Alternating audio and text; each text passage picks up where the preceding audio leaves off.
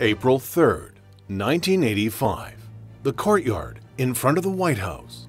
President Ronald Reagan and Prime Minister Turgut Özal standing in front of microphone. The first high-level contact with Turkey since the 1980 coup d'etat, trying to leave behind a time of political and economic turmoil.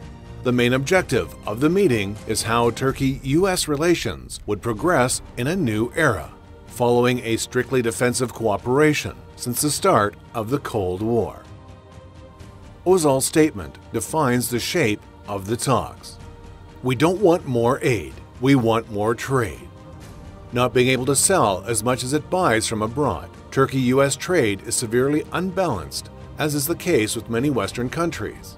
By 1980, the lifting of the embargo imposed by the U.S. in the wake of the 1974 Cyprus military operation makes things worse for Turkey's economy due to a flood of foreign goods importation. There are talks of taking measures to offset the imbalance by increasing exports to the U.S. However, Turkish business circles suffer from a lack of expertise in this field. To support the Turkish side in this regard, it is decided to establish a business council, the Turkish-American Business Council. A deal is struck with the U.S. Chamber of Commerce, commercial and industrial partnerships, and boosting public investment, evaluation of joint ventures in third-party countries, advisory services to officials regarding legislation and trade barriers deemed obstructive and hampering trade and joint ventures. Therefore, TAİK was created to promote Turkey and bring the Turkish economy closer to the United States.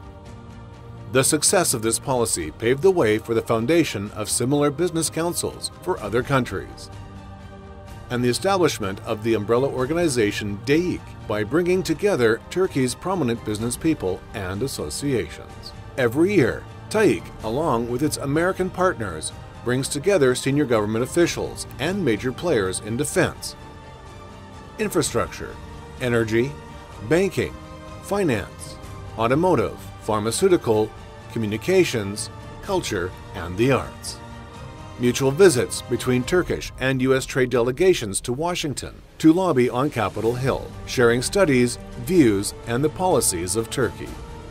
Not only does TAİK maintain close connections with Washington, TAİK also operates in New York, Chicago, Houston, Orlando, Columbus, San Francisco, the Silicon Valley, Boston, New Orleans, Atlanta, Pittsburgh, Charlotte, and Manchester by hosting seminars to foster bilateral cooperation. Additionally, many influential American politicians, businessmen, and congressmen visit Turkey on a regular basis. Briefings and meetings for many senators and Congress advisors were arranged.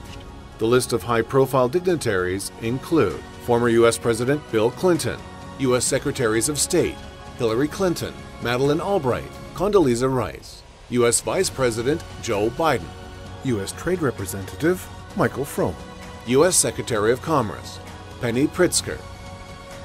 30 years have passed, and TAİK's mandate still maintains the development of strong liaisons between the two countries. With globalization and a new world trade order in mind, TAİK is taking confident steps to continue as a major player in the business world.